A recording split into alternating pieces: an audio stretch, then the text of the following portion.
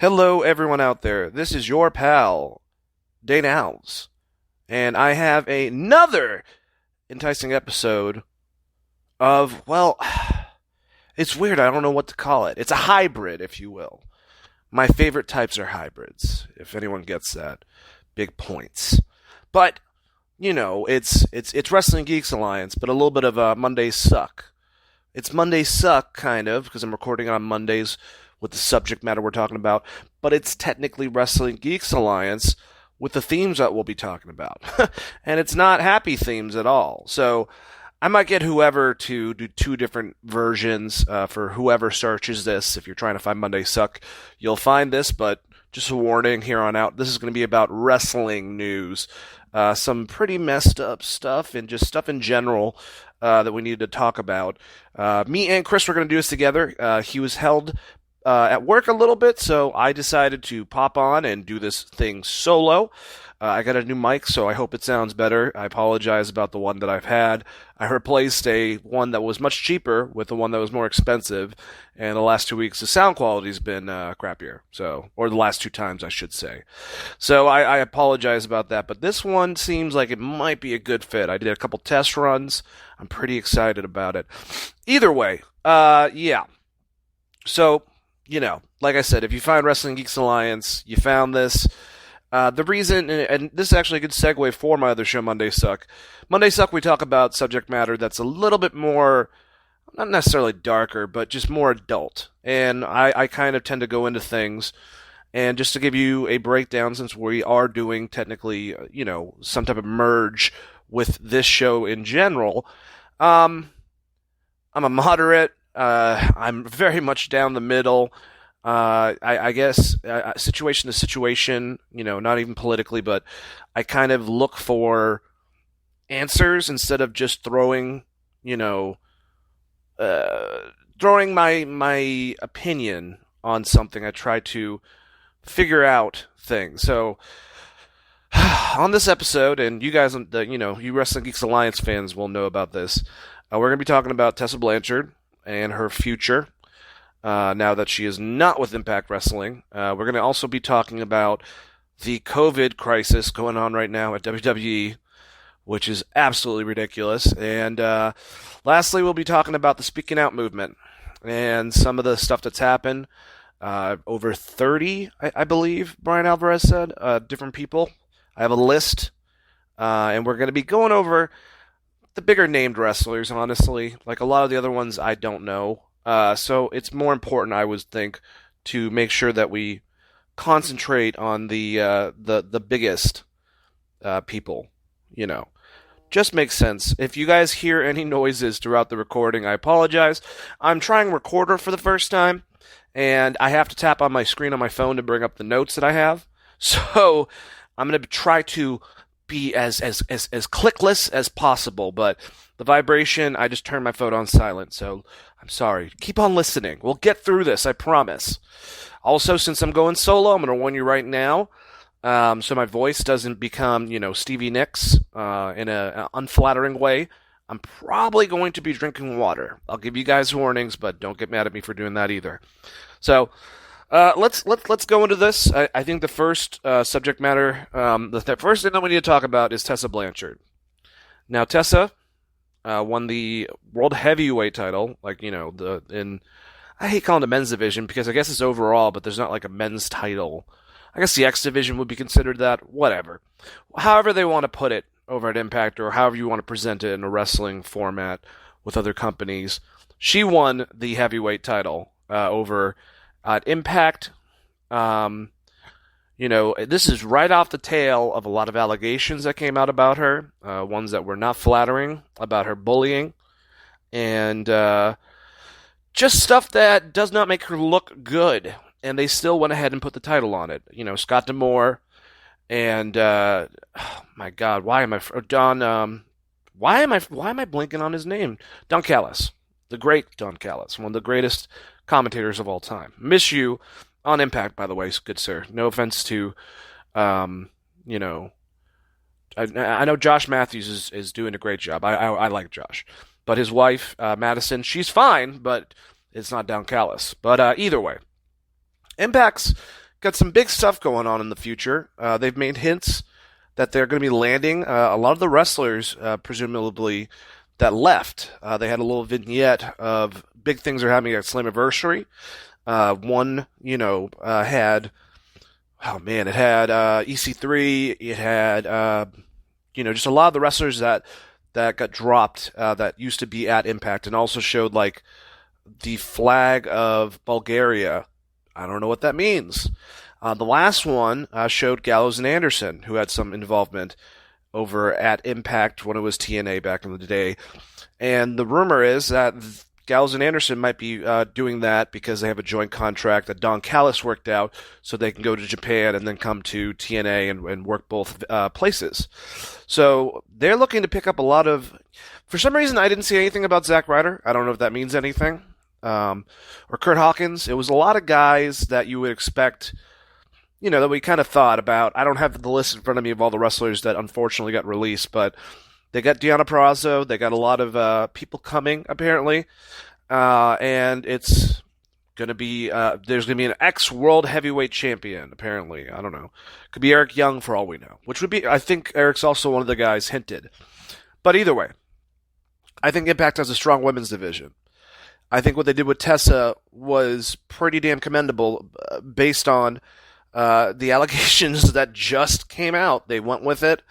And we'll go over, I have a lot of tweets to read and give you guys all the info that I studied up on with this thing.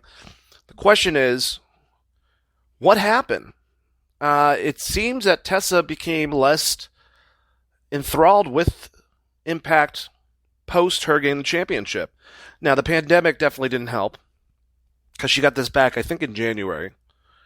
So it kind of froze things. But she chose to stay home in her home of Mexico with Daga, her boyfriend or fiance, I forgot exactly which, who also is in Impact, great wrestler. And she opted out. Impact gave her the same choice like they gave wrestlers over with AEW and WWE, apparently, with WWE, that if they want to stay home, they can stay home. But Tessa was asked to do some vignettes, and she just didn't. I don't know if that really, like, a lot of people are saying, well, that means that she screwed up right there. And I'm like, I don't know. If I was in Mexico and I was quarantined, even if I was your champion, are you going to pay for it? Did they offer to pay for a company to come film it? Maybe they did. Maybe they didn't. How was that exactly? And she was supposed to be in Slammiversary's main event with her title on the line going against Michael Elgin, which we will talk about him. It was Michael Elgin. Oh, man. One of the guys, Austin, or Ace Austin, I should say. Damn it. I forgot. It's the Little Rascals, but I forgot which one it is. Trey. Sammy Callahan. It's not Moose, but Eddie Edwards, I think, was the match. It was like a 5-way for the title. And they've lost 2 of those people because they fired them both.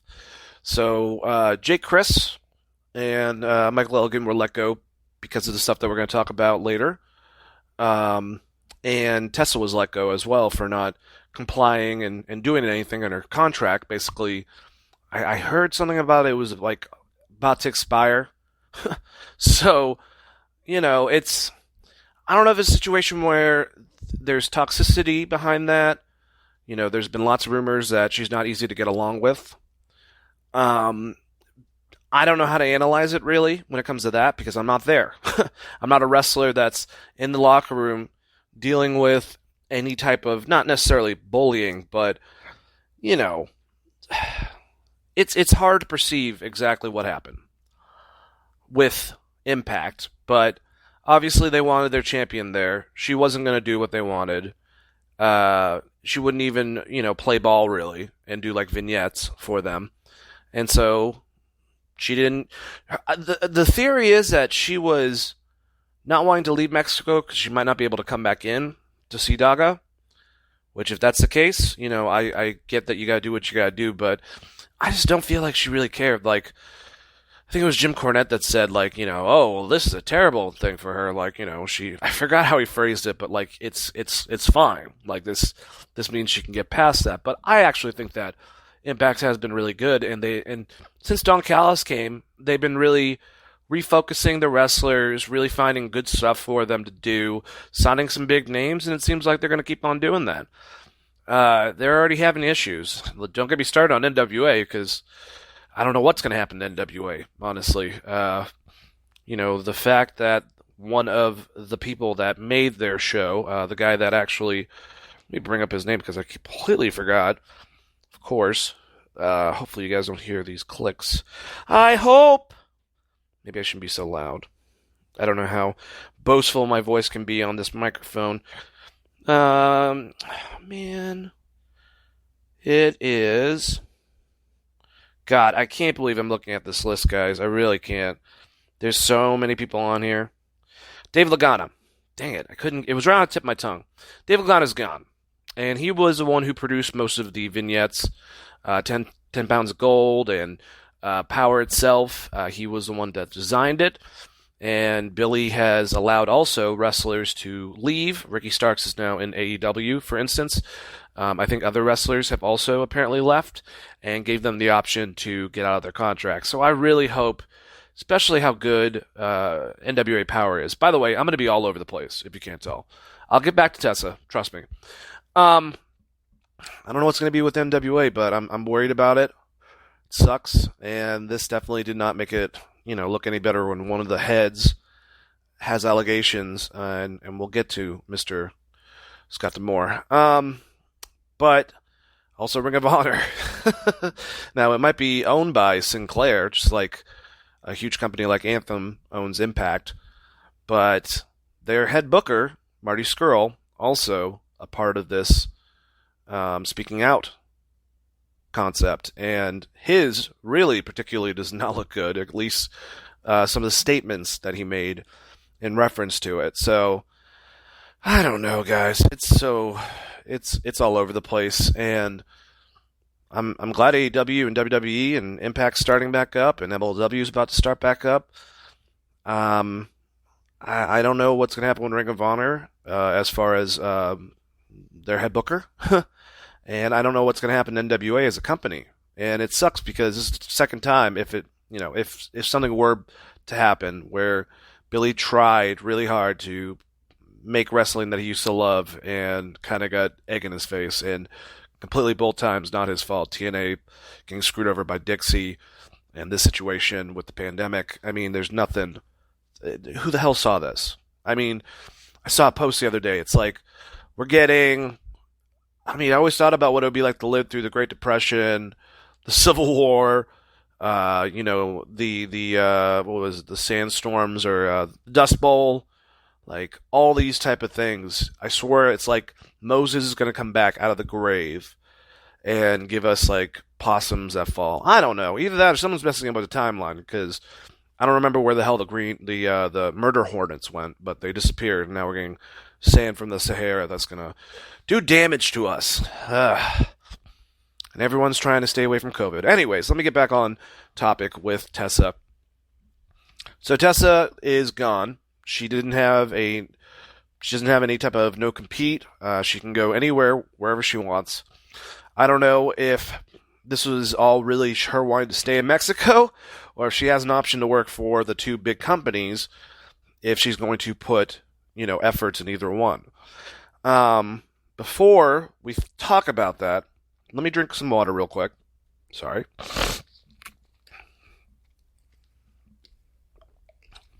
And clear my nasal passage. Sorry about that, guys.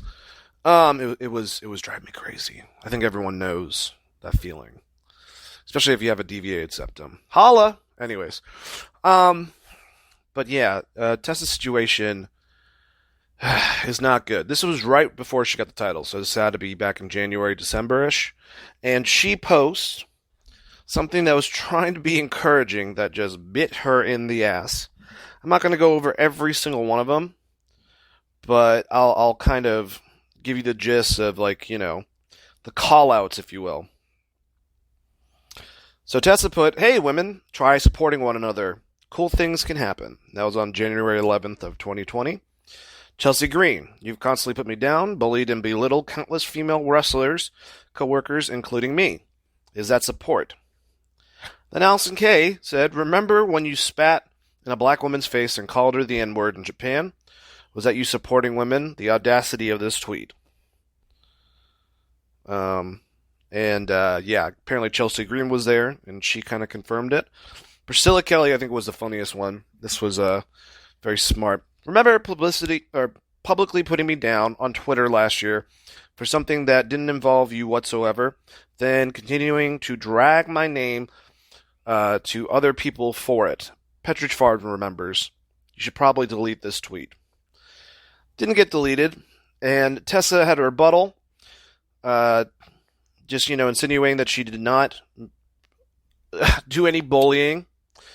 And it kind of went down there. You had, Shauna is Dawn, just several people, Rebel, several female wrestlers out in the industry that said the same thing. Now, there's an article, and I forgot who it was written by, so thank you, Dane, for not having the actual information in front of you. But In Defense of Tessa Blanchard was the name of the article, and it was written by one of the other female wrestlers in WoW, and how her and the other female wrestlers of WoW were really worried about Tessa coming there because of the rumors of beforehand when she was younger. I'm assuming she started wrestling when she was like 19, 20. So when she was a little bit younger, I think she's 22 now. Let me make sure, actually. We'll find out. Tessa Blanchard's age. You guys are with me on this. She is 24. So this was, I think 5 years ago is when the La Rosa Negra part happened with her. That's the interaction that Allison Kay was referring to. So, I don't know. It's a lot of stuff that comes out, and it's not good, especially that. And we'll go into that in particular. We did have certain people stick up for Tessa. Two of her best friends in the industry are Brian Cage and Moose. She trained with them, she started with them, and she's been working with them for a very long time. And Moose said, "I guess you, talking to Allison Kay, and Chelsea Green are absolute angels with a clean past. The timing of these tweets from you guys shows a lot about your character." Meaning Tessa was about to get a championship. So, then everyone slapped him, a black male, who probably should have, I don't know, maybe phrased it better than that, because he definitely attacked with his tweet, but brought up allegations as he's in the past that he was mentally and physically abusive to his either ex-wife or ex-girlfriend or something. But once again, allegations. With all this, it doesn't matter if it's tweets where we see pictures. Like I remember Allison Kay said that apparently Tessa was trying to find some dirt in Allison Kay, and honestly, I don't know severity. We're going to go over that incident, like I said, but maybe I would be trying to too, and I don't know. It's like Allison Kay, I think that she's great. She's been involved also in this speaking out thing in support of the women, but she's very aggressive with her opinions, and there is one other wrestler that seemed to be, when it comes to the Twitter followers, if you will, the far leftist almost, who judge, jury, executioner, that's it. Only one thing remains. There's another person they praised a lot for doing similar things, and that was Joey Ryan. And we're going to talk about Joey Ryan later on, because he might be the worst out of all the individuals. and all the super libs, and I have left qualities, I have right qualities. Mostly, I would say I'm mostly liberal, but I guess that people would probably put me on the same pedestal as like a Joe Rogan because I question things. I don't know. But I'm just giving you my honest opinion about stuff. So I think Allison Kay is great. I'm not saying that she is on a soapbox or anything like that. She has every right to use her Twitter profile. I just hope that she doesn't have anything in her past. But the pictures themselves, just like the Velveteen Dream to an extent, it's people's names blocked out and then people talking to each other. You could easily get someone to make that for you. Like you could easily get, if you wanted to, someone to do that. And like I was going to say, if I was Tessa, maybe I would be looking at some fucking dirt. I don't know. I mean, hey, what is she an angel? But Moose, like I said, got berated. And I remember there wasn't words very kindly for another person that came to her aid, which was Kara Hogan, who basically said that, people change, people learn, we don't know exactly what's going on.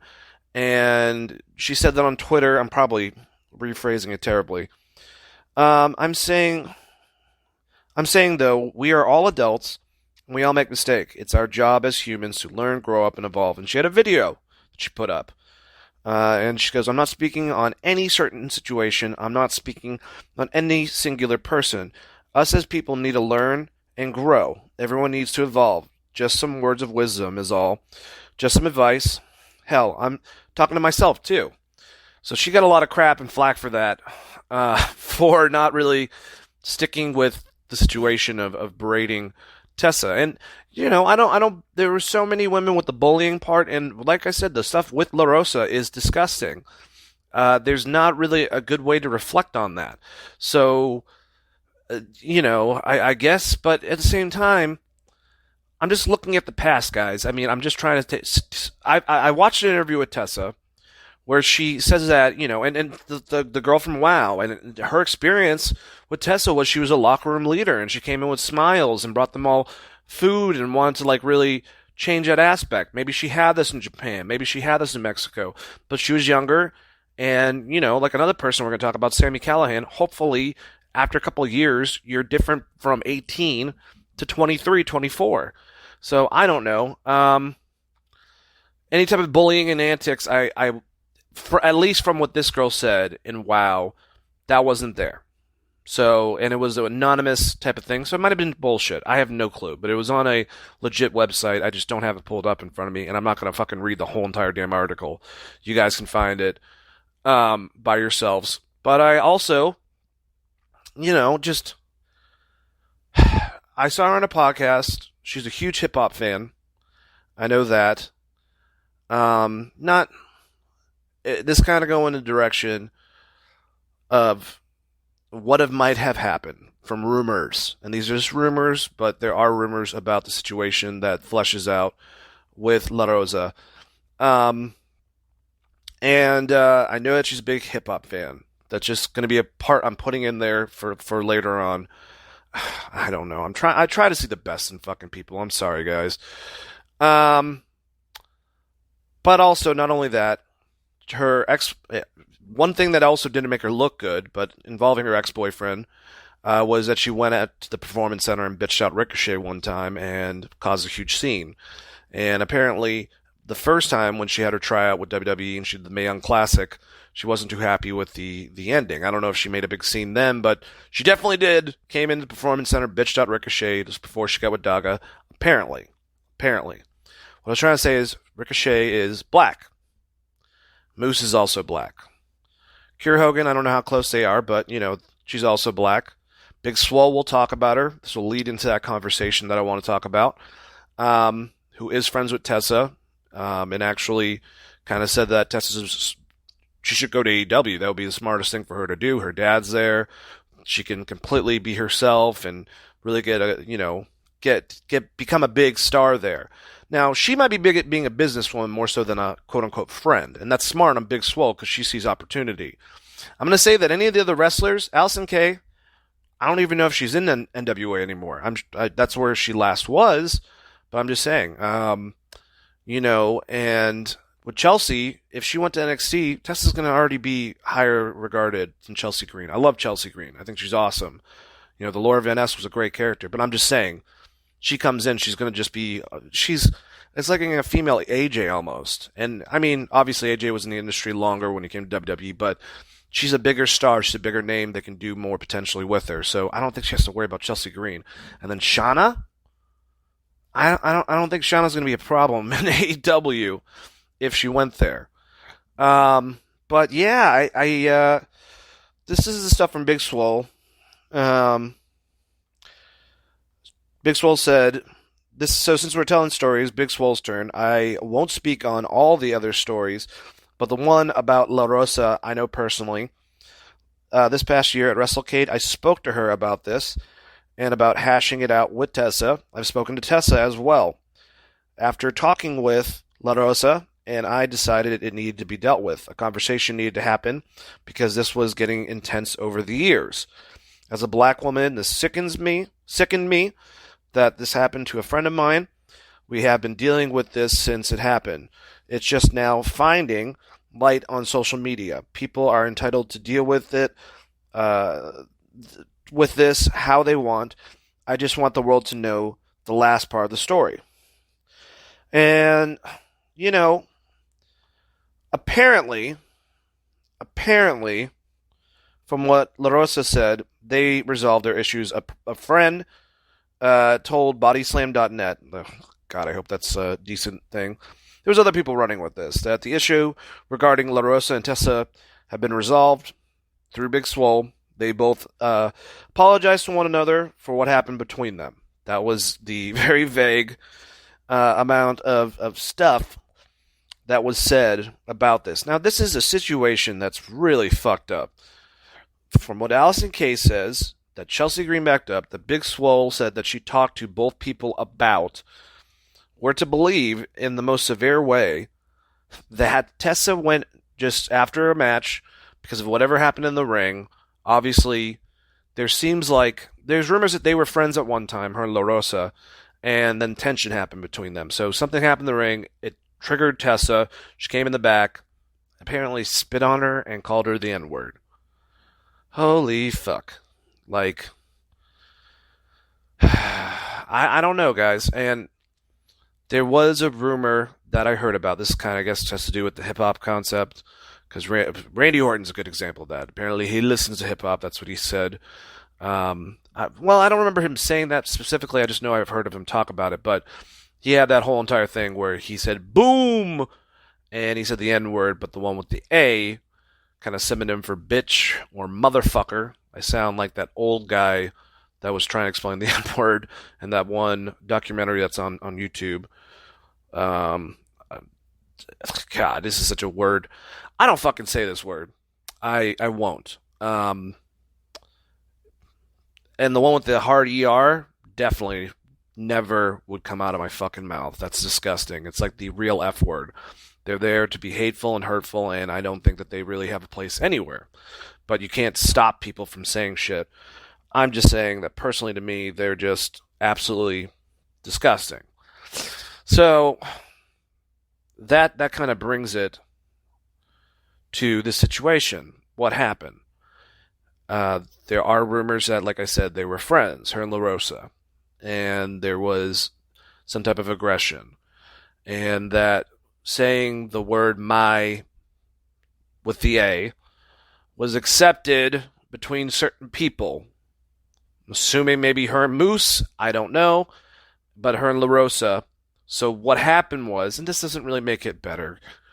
This is not like, although I will say it's different than when Hulk Hogan was on Booker T, who had Hulk Hogan's back throughout this whole entire racial thing, and was trying to be like, we used to say that to each other, you know. We used to say, like, what's up, my blanc? You know, and him and Kevin Nash and Booker T, you know, said that. Everyone said that, basically. But the only difference is Hulk said it with the hard ER like he was a fucking redneck in that goddamn video, so kind of doesn't really help. I don't know what version she said. I think that there is a difference. If you came out and just called her the N-word with the hard ER, I'm sorry that sounds silly. There's no way in hell I'd fucking say that word. That's fucked up. Now the other one, if they're what's the story? Because I've heard many things. If she was like, "What's up, my blank," or something happened like that, I don't know. I don't know what the comfortability was beforehand. I don't know the friendship, the relationship. They have worked it out. Like I said, it's just weird. Her current boyfriend is Hispanic. Her ex-boyfriend is African American. Her best friend is African American. Close friend is Kira Hogan. Like I said, Big Swole said that, and I'll see if I can find the quote exactly. Said when someone asked her, I think it was Julius Wright said, especially from what she said in the past, what should happen with Tessa Blanchard, and she said, professionally, in my opinion, her wisest choice is AEW, and in our company, she can have growth plus her father, he's a pastor, is there, so she can get any type of spiritual guidance that she needs. So, I don't know if her and Big Swole are friends, or if they were friends, or if this completely fucked things up, but she went and talked to both of them and got them to talk to each other, apparently. So, there is a lot of fucked up stuff, but people don't really talk about the fact that, that Moose is one of her best friends, that Ricochet's her, ex-boyfriend, and dude, you can still be a fucking racist piece of shit and have those situations happen anyways. But I'm just saying, it's always about the fact that, oh, well, yeah, she said this. I don't know what happened. I wasn't in that locker room. I wish that we could get a more detailed, accurate thing of what happened, but we're not going to know about that. And if she did say the real N-word, the really hateful version, like I said, with the hard ER, then fuck Tessa. Then that's completely disgusting.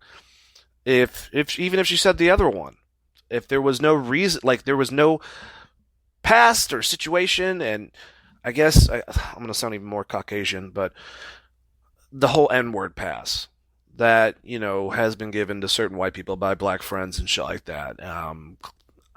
The one that I can think of that happened recently was one of my coworkers that I get along with so much. Me and him have so much fun. But he's like, "Man, Dane, you're cool. You get a N-word pass from me." And I was like, "Thanks, but no thanks," sort of situation. Like, I appreciate it, but no. And I don't know if there was a situation, that type of relationship. There shouldn't be those type of relationships. I'm not sticking up for them, but I just don't know every part of the story. And we don't know. What we do know is that it got fizzled. Her company went with her, and now it seems to be coming back out, her being a bully. But the girl from WoW, or the experiences from the female wrestlers from WoW, is not talked about. It's just stuff that, no kitty. No kitty!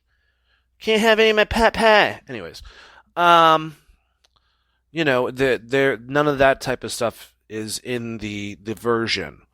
We're only looking at what we saw on Twitter and accepting that as fact and just going from there and reacting. But the whole concept goes back down to, is Tessa worth it to be another company based on the bullying situations, based on the racial slur situation? And I don't know. I don't know. I think she's big enough in name. She's such a phenomenal female wrestler. She's the first female heavyweight champion in any type of wrestling organization. I mean, this is huge credentials. Her father is one of the most well-known, and also, he might be a pastor now, didn't have the best track record when he was younger. I'm not going to get into that, but, she's had a rough life from what it sounds like. When she was 18, she didn't get along with Tully and her mom, so she fucking ditched it and got her own place and lived paycheck to paycheck and built herself based on that and decided to go to wrestling. Not as really her first choice, but it ended up happening, and she ended up being really good at it. And the whole locker room stuff, there's a lot of concepts where it could be jealousy. I don't know. I really would wish that Tessa, I wish she would make a public apology. Just finding out that apparently through someone that we don't know who the source is, that her and LaRosa worked things out, doesn't help at all. Maybe, I don't know. I really don't. It's hard to go with, but if she were to, apparently WWE, from what Dave Metzler said, is interested in her. They weren't beforehand, but now they're a company that can get over shit real quickly if they see star potential. And if I were them, I'd put her straight on Monday Night Raw. I mean, you don't have Charlotte for like what, 2 months? Becky's gone. I don't know. I'm just saying that. Where I hope she goes is actually where Big Swole suggested. I know Tony Khan is very firm, but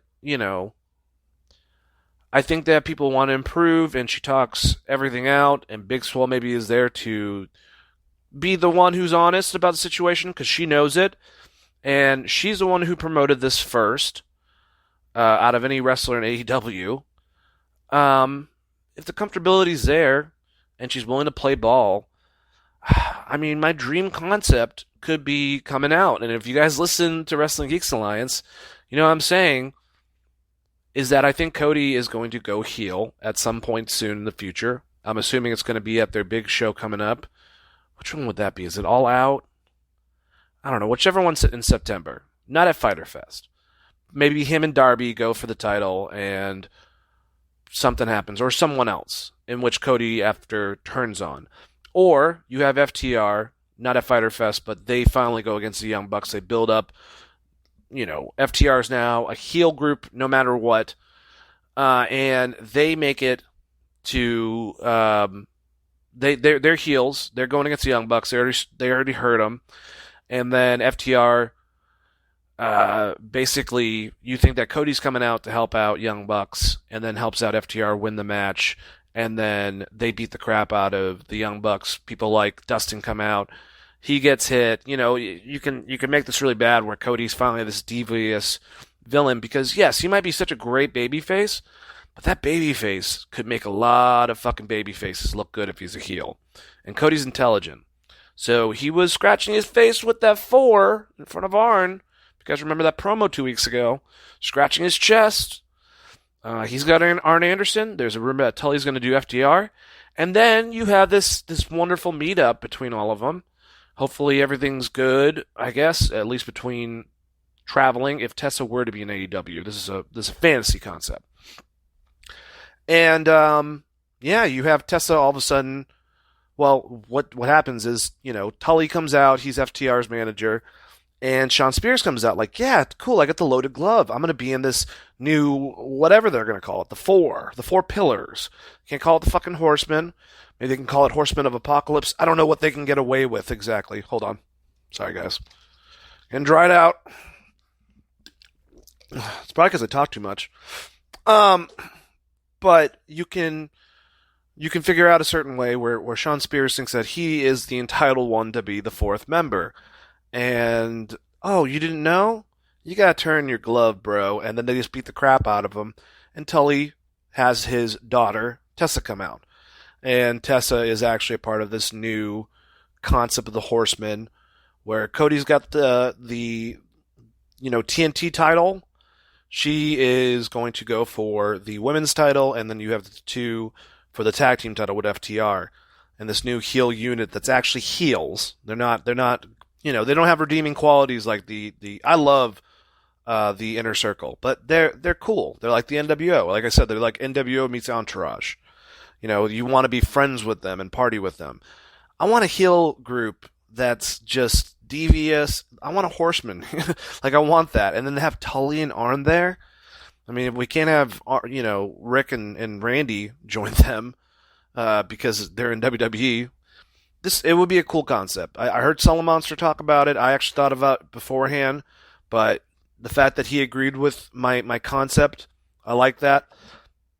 She could do a lot of good stuff over at WWE. She could work well with Asuka. She could work well with all the women in the NXT division if they put her in NXT, which they could. She would, of course, the dream match is her and Charlotte. It just, if we can get past the past, and that's the real question about it. So I don't know, I've rambled on about Tessa enough. I would like to see the good in people. I hope that people aren't as bad as what can come off, but we're about to go in a direction where we're going to talk about some pretty demonic stuff, if you ask me. So Tessa is accused of bullying. She's accused of saying a very bad racial slur. She apparently worked it out with the person that it was about I don't know if that happened or not. I can't tell you guys that. What I can tell you is that I would hope that she did the right things, and I would hope that maybe there would be some type of apology in an interview that she could do with Tony Schiavone or something like that, like an off-the-air styled interview or something. Just go over it and talk about it. Maybe Jim Ross can do it. He could probably pull it out of her. And we can try to move on, and she can show growth, and she can be big person for AEW. If not, if WWE, someone said that no one's going to take her. I think it was someone on What Culture, and I'm like, okay, yeah, you're fucking crazy. Either WWE or AEW will gobble her up by the end of the month. That's what I really think. All the information besides that's unfortunate. Hopefully she grows from it, but that's it for Tessa Blanchard, guys. Let's talk about the next part of our, program, if you will. That was 40 minutes talking about the situation. Well, I'm not going to try to, breeze through this, but, we don't have as much info, but just more of a fucked up concept.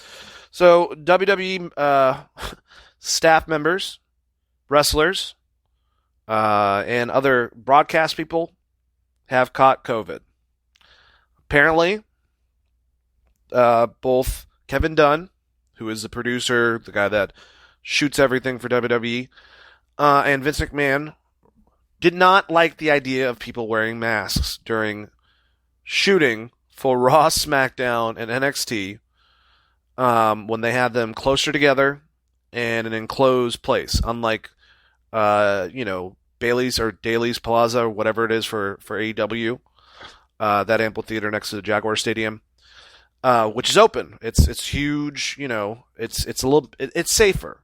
Now they did the plexiglass, and I mean AEW did this for a long time first, but it seems like they spaced out the people, and Tony Khan was having them checked every fucking time they did something.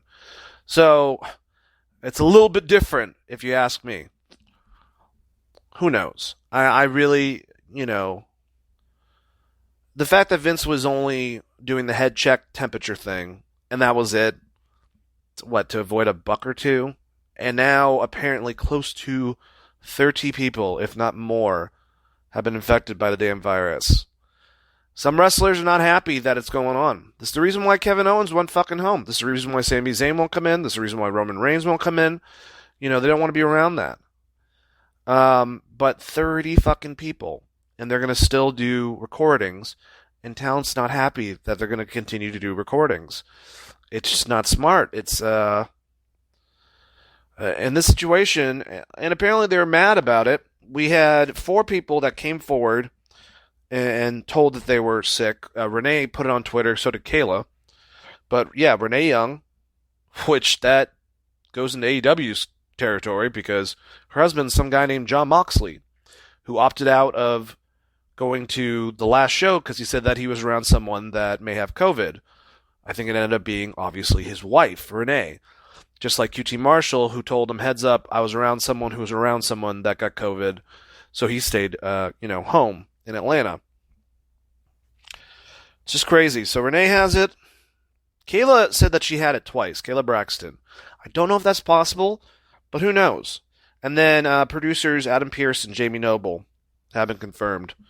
And if you saw the recordings, Brian Alvarez of Wrestling Observer said, if you notice the people that Jamie Noble and Adam Pearce, if there's some type of breakup, who they're around, or who Renee was interviewing specifically, there's a good chance you're not going to see them on the next taping.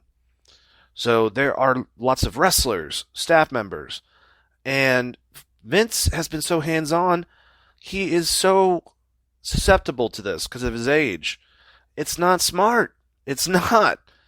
And all this happening is just a very, very just blunder. It's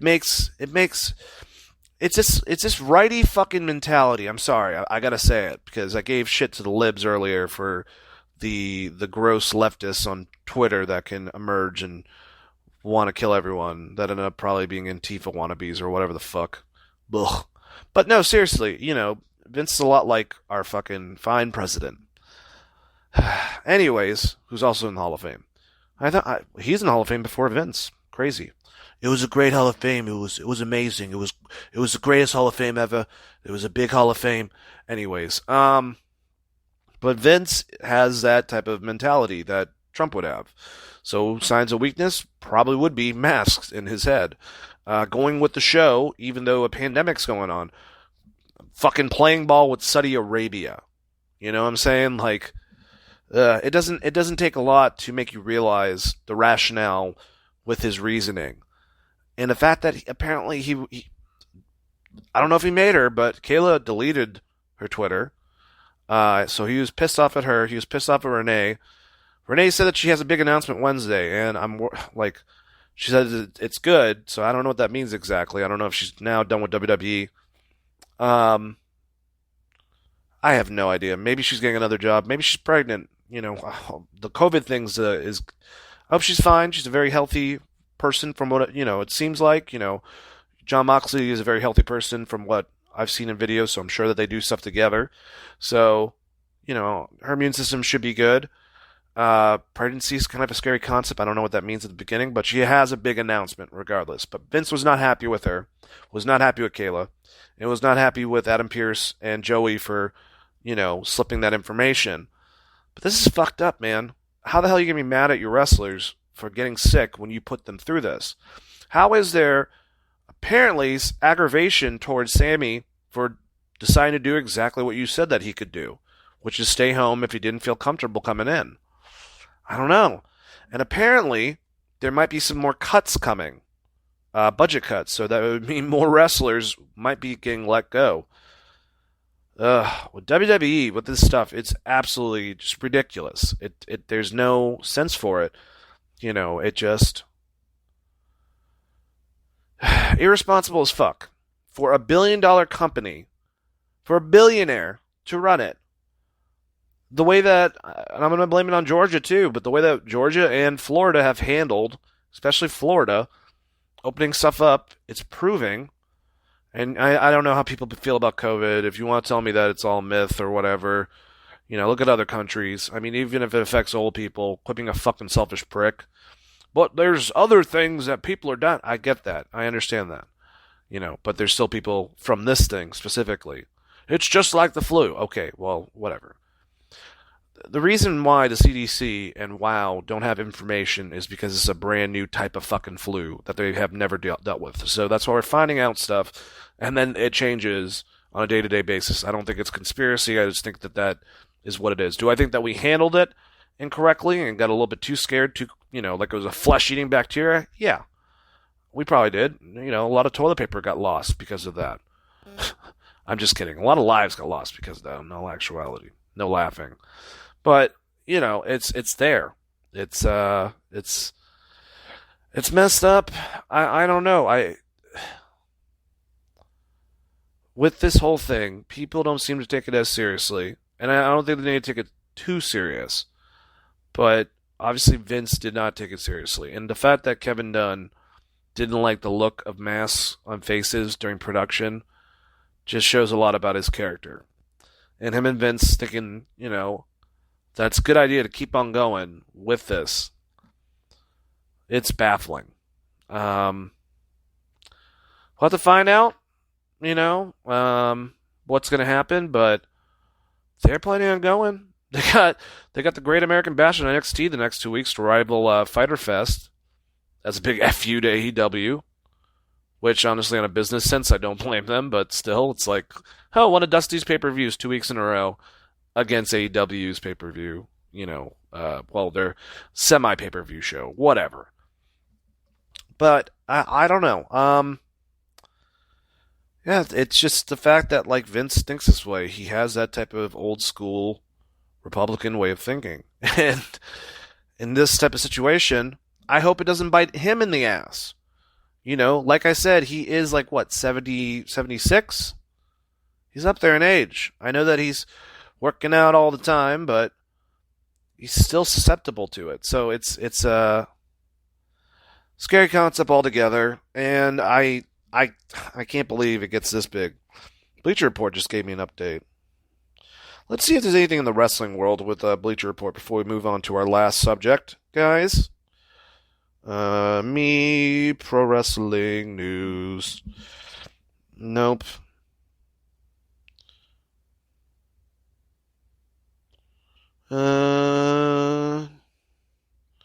Yeah, pretty much all the stuff I already had. Okay. Well, the list. Okay, before I'll go over this list. Like I said, this is about the speaking out movement. I'm just going to give you guys my opinion. There's no judge, jury, executioner with Dane. Stuff needs to have a legal concept. But I also can use common sense by the amount of allegations towards certain people that something might be there. Especially one particular person, which I mentioned earlier, who decided to close his gym down and stop his wrestling promotion and get fired from his job for probably being the biggest scumbag on this fucking list. But at least, even though we're going to go into certain ones in detail, we got 1, 2, 3, 4, 5, 6, 7, 8, 9, 10, 11, 12, 13, 14, 15, 16, 17, 18, 19, 20, 21, 22, 23, 24, 25, 26, 27, 28, 29, 30, 31, 32, 33, 34, 35, 36, 37, 38, 39, 40, 41 names on this list. I will say James Ellsworth is on this list. He's already been on this, or already has been outed. So I didn't know there was new information. With the British wrestlers, it started in Britain. And all this has to deal with is apparently trainers and wrestlers that were bigger in promotions trying to help female talent by offering them certain things. I mean, basically pulling a Harvey Weinstein, if you will. And some of these girls, in certain situations, might have been underage. Gross. Fuck. So, Britain, this happened first. I think the first guy that had his name all over stuff was David Starr. And I don't know David Starr that well. But, you know, Ringside News has a list of everyone. You can kind of go to the different individuals and find out the allegations themselves. They were trying to say that he was a sexual predator. And of course he denied this, but the allegations themselves were from his girlfriend Victoria, who said that he cheated on and lied to every partner that he was with for years. He has since changed, but so basically, they were trying to say that he was a sexual predator. He's saying that he might have cheated on all of his girlfriends, but, you know, I might be a terrible boyfriend, but I'm not something besides that. Either way, he has decided to be done with wrestling because of all this. I'm trying to think of, like, the allegations themselves. Like, what was it? Just to be clear, I don't want anything. You want to book him, book him. You like his wrestling, whatever. This started it all, I believe.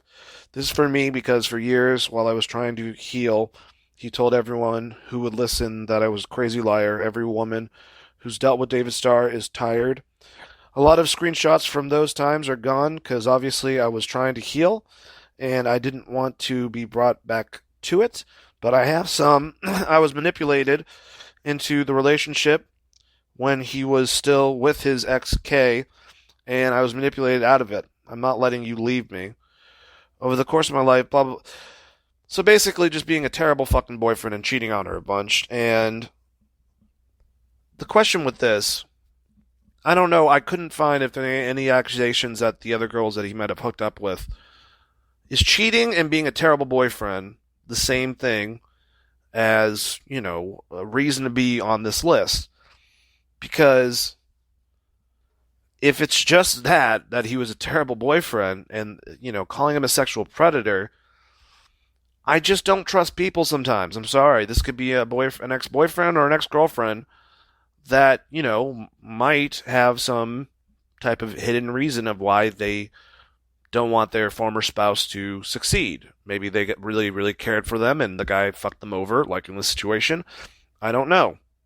But the amount was not good. Like I said, I don't know. I can't find if he made any advances on girls. If he did, he's a piece of shit. That's the thing. But it wasn't just him.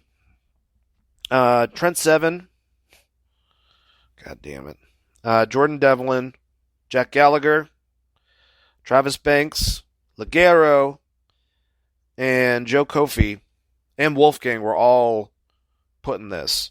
Now they let go. What WWE did, they let Ligero go, they let Travis Banks go because of the severity of the issues, and they let, I think they might have let Wolfgang go, but they definitely let Jack Gallagher go. So if your company lets you go, man, there might be a good chance because they kept Jordan Devlin.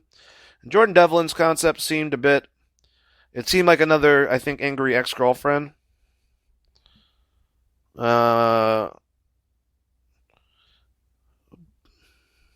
Yes, it's real. I was seeing Devlin for months. Everyone knows that. This is the girl. And the name of the wrestler, Brooks. I don't know what her first name is. Yes, it's for real. I was seeing Devlin for months. Everyone knew that. They just thought I was crazy because of how we ended. But he literally just decided one day to go back to his ex. Blocked me. Then 2 weeks later, slept with me. Then told me I was after him. He got on the same flight as me at the Royal Rumble in Arizona. He came and sat in the spare seat next to me. He kissed me and fingered me on the plane.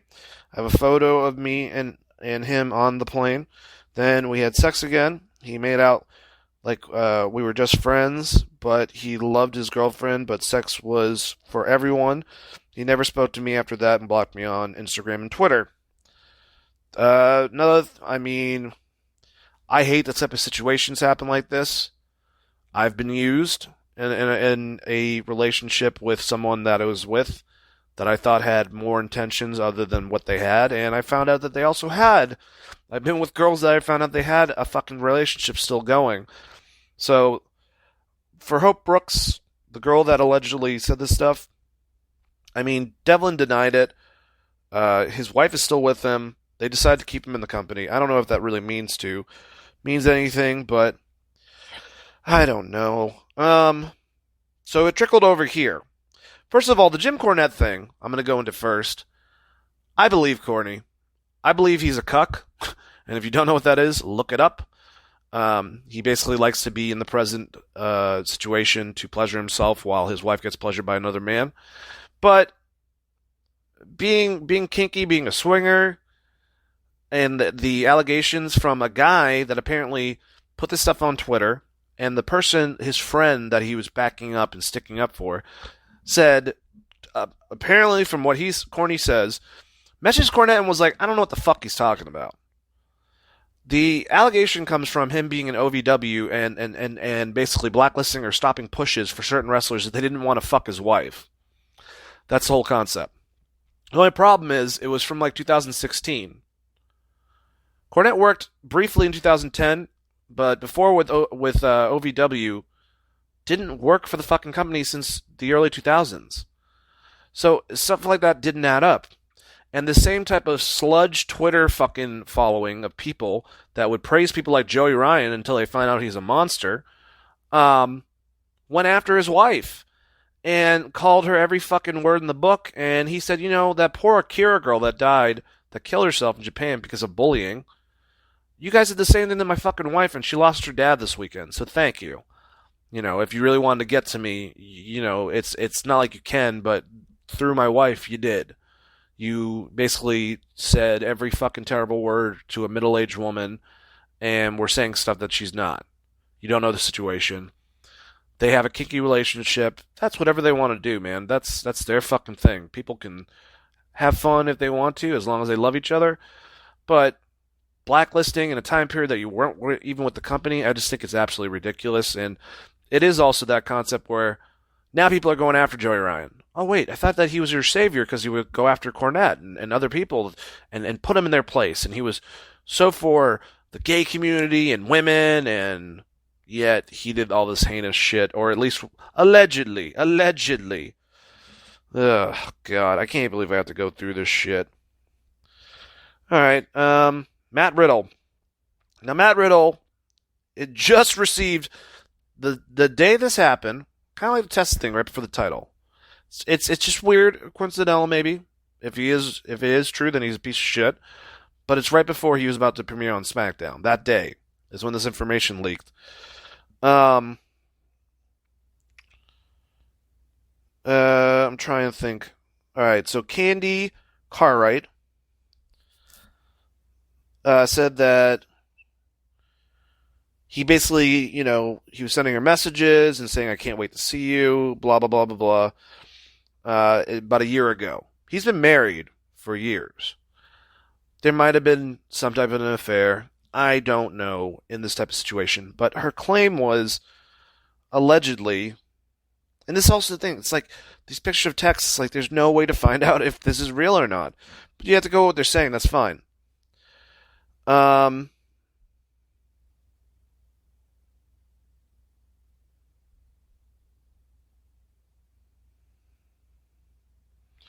So apparently, from what I'm reading, is that Lisa Riddle asked Sam, this girl, or asked Candy for all the information, and she was sharing texts between the two of them and flirting and stuff like that. But the main thing was, she fucking said that Matt Riddle, was on a car ride with them. There was two other wrestlers in the backseat of a van, I believe, and they were sleeping, and the driver was driving, and Matt basically forced her to give him a blowjob on it. Now, both Lisa and Matt Riddle are denying that. Apparently, there's been beforehand. I don't know if they're trying to promote her as a stalker, but they've already brought her to court for not, leaving Matt and the family alone. So the lawyer's looking into this. Like I said, I don't know if the situation where Matt hooked up with her and then she regretted some of the things that they did. After finding out about the wife and really loved him and got fucked over and she went after his jugular. I have no idea. I'm just being honest with you, it's very hard to believe that he could be aggressively forcing you to give him a blowjob, and the two guys in the car that you didn't even name, or the driver, didn't fucking do anything to intervene. I want to think that there's good people in this world, and not all of them are scumbags. So, WWE looks like they're keeping him, but, like I said, I don't know. This is another situation. Now, the next person is very hard for me to fucking talk about, because I had so much... I thought he had unlimited potential, guys. And he got in a car wreck recently. We don't know the reasoning of why Velveteen Dream got in a car wreck. We don't know if he was intoxicated, what happened, or whatnot. There's a lot of rumors that he's probably going to be let go from the WWE. And it's from more rumors that younger, I don't remember if they're men or girls or both, that he was basically messaging them and saying pretty flirtatious things when he found out how old they were, and sending them pictures of himself fucking naked. And that's disgusting. That is beyond gross. Josh Fuller is the gentleman that put up the stuff.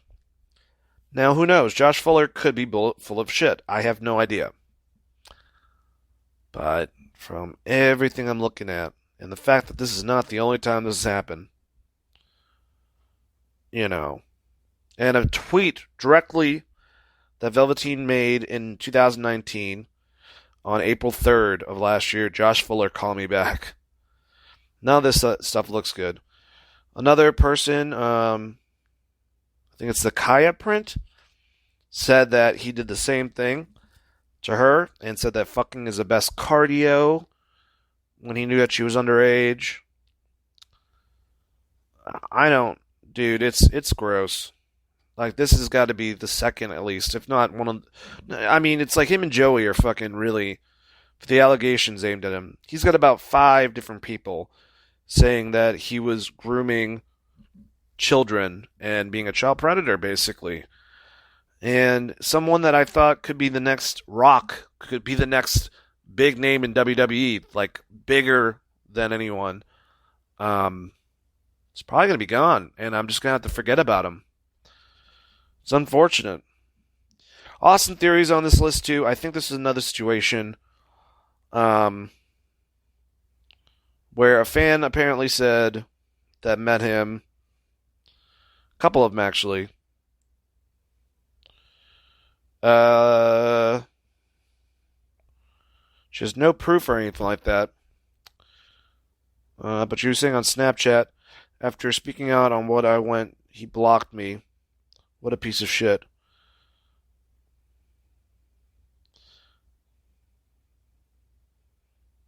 So yeah, it's her meeting other wrestlers.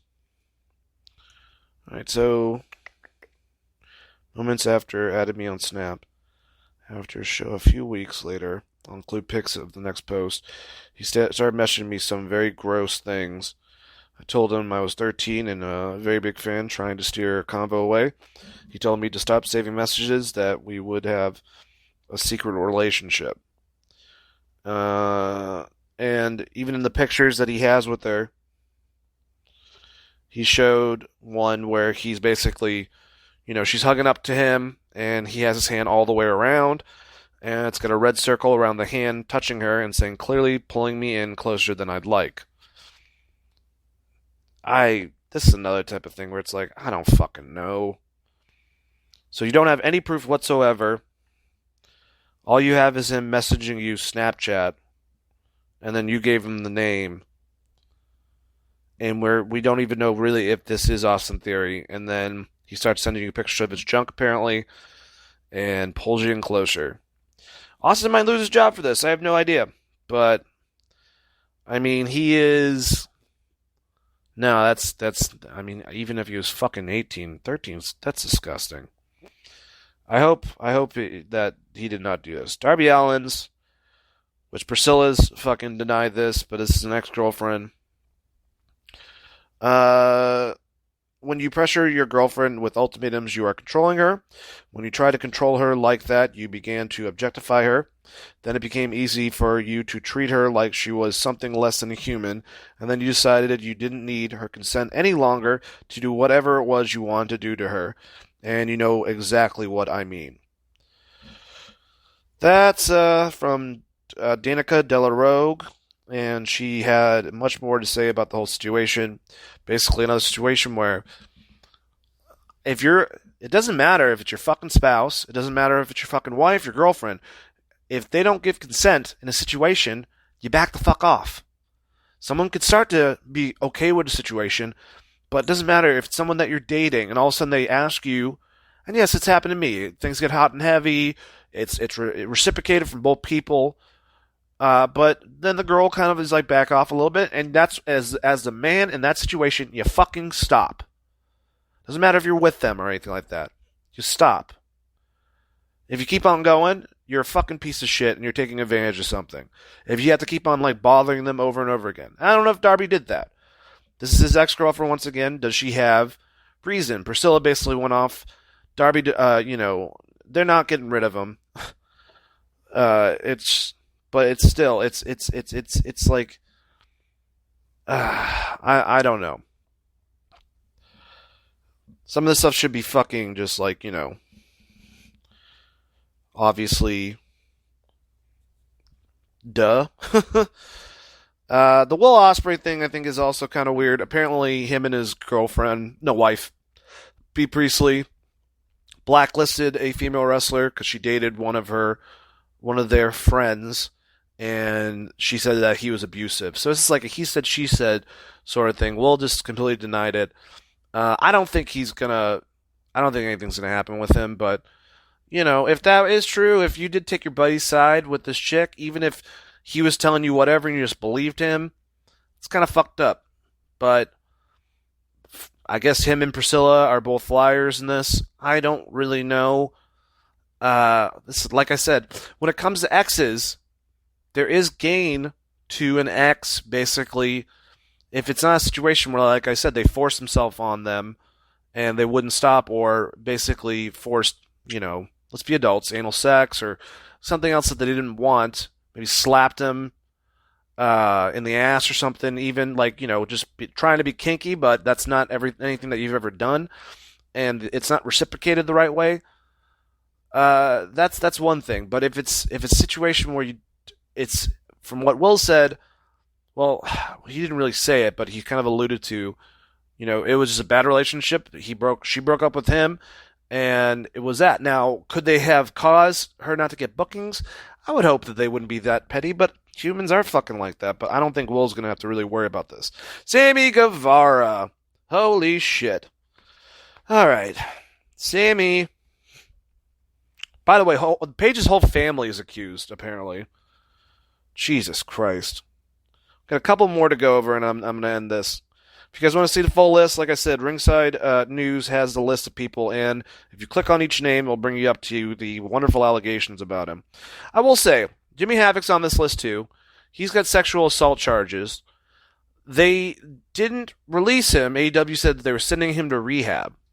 Sammy said that basically, jokingly, but disgustingly jokingly, it's not a fucking joke. This is like, I guess Eminem and like early Eminem style shit that he would say, but it's just not needed. He was probably, I think he was like 18 when he said this after a trial.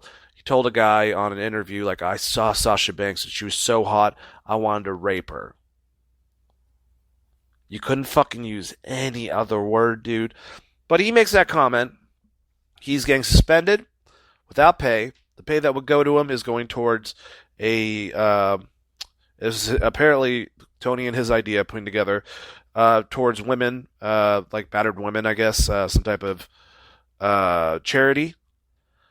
And he is going to sensitivity classes. He went and called Sasha, personally apologized. They talked. Sasha made a comment about it, not really necessarily forgiving him, but just saying that, you know, this, you shouldn't fucking do this type of shit. And he came on and said, you know, I'm sorry, it was stupid humor.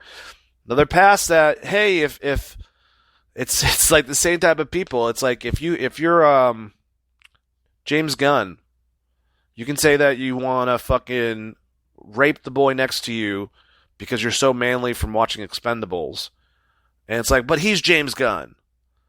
You know, a lot of them got over that real fucking quickly, but they want Sammy's head on a platter. It wasn't good enough for certain people, including Allison Kay. Like his comments, reasoning. He was saying he basically said he was a fucking idiot. He was young. Shouldn't have said that. He was trying to use fucking, you know, that type of dark humor. It was off the cuff.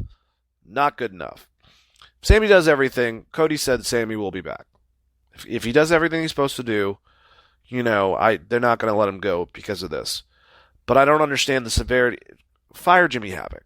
He actually has assault. You know, and one can be someone that you can work with and make some big things, and the other one, I don't think it's worth it at all. But that's Sammy's situation. We already talked about Devlin. There's so many other people. Dave Lagana, we talked about him. I mean, apparently his was so bad that he left NWA on his own accord. So that's what other people are saying. It's like, if you don't look good if you close down your wrestling promotion or you leave the company you're with. I don't know. But he's not with NWA, and he's not going to be producing any of those cool videos anytime soon, but I'm sure Billy can find someone else that's suitable that doesn't have a bad track record. Yeah, but Dave Lagana. Damn. I'm looking at this list, guys. It's making me sick. Congo Kong's on this list? What the fuck? Justin Roberts? I heard about Roberts. That's for sending also something to the minor, apparently. Ugh. Gross. And then, I've saved basically the worst for last, because I don't think I have anyone else to talk about. I already said Dave Christ. I might have said his brother earlier. It's Dave Christ. So I apologize if I said Jake Christ. Mike Quackenbush's on here? Oh, I forgot Marty. God damn it. So Marty Scurll allegedly got with a girl that was 16 years old. And she was a big fan or whatnot. And she wanted, you know, she was at a party. She was drunk.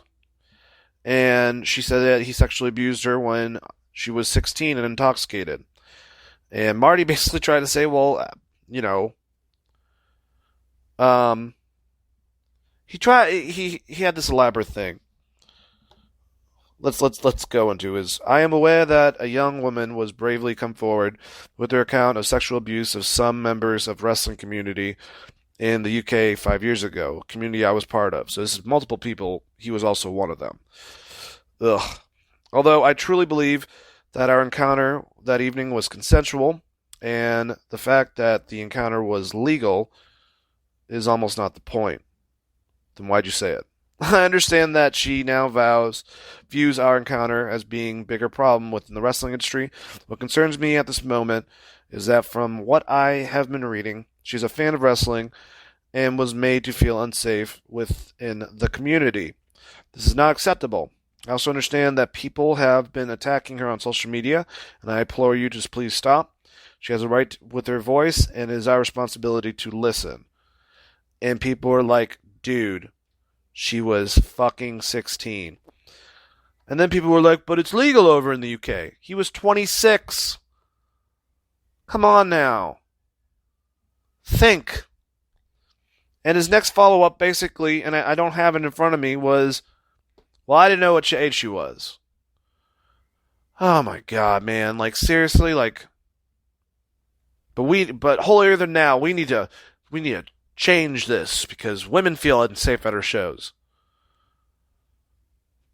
Marty is a head booker for Ring of Honor. They put a lot of money into him.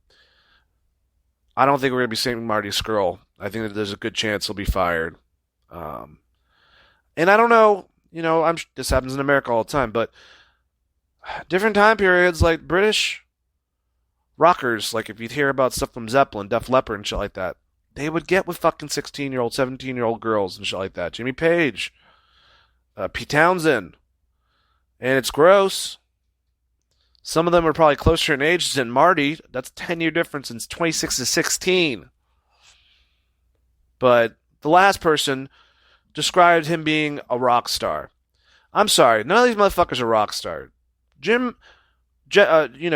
Cornette brought up a very good concept. Everyone always talks about the 80s as they're so dirty and gross and dingy. I'm sure when it came to racial stuff, obviously that was prevalent. That's duh. But when it comes to the concept itself of, it was women that were into wrestling that were definitely of age that wanted to get with the guys and were trying to go and meet up at the hotel that Ric Flair was going to be at, and they were all there. It was kind of like more of like a, I hate to say groupie, but like, Band-Aid concept, if you will. Hopefully you get that reference from a great movie. But yeah, this is different. A lot of these women are trying to get in the industry, trying to succeed themselves as female wrestlers, and you're taking advantage of them. Like, this reminds me more of the fucking gymnast coach with his gymnasts and shit like that. Like, it's disgusting. It's inappropriate as hell. Even if it's having sex with someone like that. Oh, well, it's legal here. Well, she said it was fine at that time. She's a fucking 16-year-old that got drunk. Even if she's down for it, that you should have the maturity and the intelligence. Ugh. Who knows? Now the worst one. Like I said, who was considered like the liberal god, always calling out Jim Cornette and calling out other people for their shit. Being that self-righteous guy. And it was okay that Joey Ryan was doing dick flips and the boob plex because he was for the people and he was married. So he didn't want to get with any of these girls. I said to my buddy not too long ago, Philip Shadburn, who is a pro wrestler. I wouldn't doubt if he's doing this type of shit just to get girls to grab his dick and fucking, we're going to find out more stuff in the next couple of years. Well, guess what? Joey Ryan's on this list, and he is the worst. Not only did he get fired from Impact, Barroom Wrestling, done. His gym that he was part of, or whatever training thing, done. He's not anymore. His wife fucking left him. Now, I don't know if it was before this when she found out, or now, but groping females, forcing himself on them, begging them to fucking fuck around with them, getting naked in front of them, going in and taking a shower in the hotel room and then coming out, just all this fucking stuff. Like, gross, gross, gross. And his response, I'm trying to find his lovely. His Twitter's now deleted. But, guys, this is close to. The last time I counted, it was close to 20 girls. I can't find otherwise. But yeah, 20 fucking women have came out and said that Joey Ryan, not in the ring. I don't know how many of them really, if they really wanted to do the boobplex or if it was Joey Ryan. So, well, shit. I don't know any of that type of shit, but I know he's a piece of crap. I want to find this response because it's mind baffling. Like, it's. All right, Joey Ryan's response. Joey Ryan. I mean, and this guy is tied to. He's tied to the Young Bucks, and they deleted him. They just fucking Chris Benoit him from their whole entire Being the Elite series. Got rid of his ass. He's friends with Kenny Omega. He's friends with so many wrestlers in the industry. And, I mean, he lost Bar Wrestling. He lost Impact. He was part of a group called Cancel Culture. It was like a new age version of Right to Censor, except for dealing with like the fact that he was canceled off of, like, playing that character, but he's actually was the beacon of hope almost for a lot of fucking wrestling fans when it came to Twitter. God, where is this thing? He basically, dude, he put like a fucking. And Joey Janela called his ass out and said he was a lying sack of shit. I used to be friends with Joey, but the allegations, him now about to come out, and him without a doubt are 100% true. He not only tried. I don't really want to talk. How much time have we already put? All right, I can. I'm telling you guys what Joey put, and right now I can just tell you it's fucking stupid. He deleted it right after it, and he deleted his Twitter. But I have been watching along with all of you as the Speak Out movement has spread across the internet. I am also aware that my name's been mentioned as part of this discussion. I have been contemplating how to respond to everything that has unfolded in the last 3 days. That is an important topic, and it truly deserves time it is getting, even if it is uncomfortable. After speaking with my attorney, I have been advised not to respond to any specific allegations at this time, because they're all true. And the truth in the matter is, I do not want to spend time dissecting which parts of the stories are true, which parts of them are different from what I remember, and which things are outright false. It is important for me to use this platform to take responsibility and not attempt to minimize the feelings anyone that was hurt by me in order to save my face, which is exactly what he fucking does. So instead, I would like to take this opportunity to publicly share some parts of my private life with everyone. It is not a part of my life that I am proud of, but taking responsibility is important. Today, I must take responsibility for the way I behaved in the past, and I will do that right now. As I am sure you are all aware, several years ago, in all the short period of time, a lot of things changed in my life. The dick flip went viral. I started traveling the world and living a quote-unquote rock and roll lifestyle. I came into contact with a lot of people, including women. You mean like other female wrestlers that were trying to advance? And not groupies or anything like that you fucking felt up? And the truth is, I did not always treat people with respect. And I will acknowledge that it was possible that I pursued people I thought were interested in me and invaded their personal space and made them feel uncomfortable in the process. Nearly 2 years ago, my ex-wife and I were separated.